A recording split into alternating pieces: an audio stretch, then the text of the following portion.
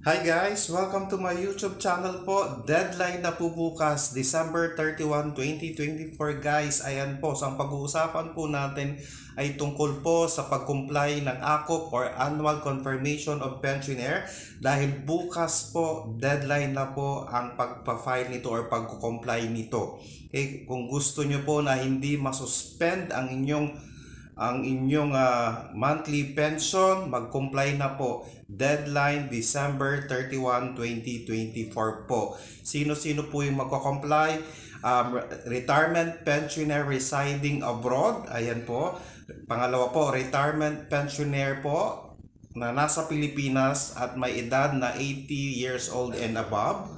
Okay, pangatlo po, total disability pensioner po. Pang-apat, ang ating survivor pensioner po. And panglima po, ang ating dependents pensioner po. Ulitin po natin,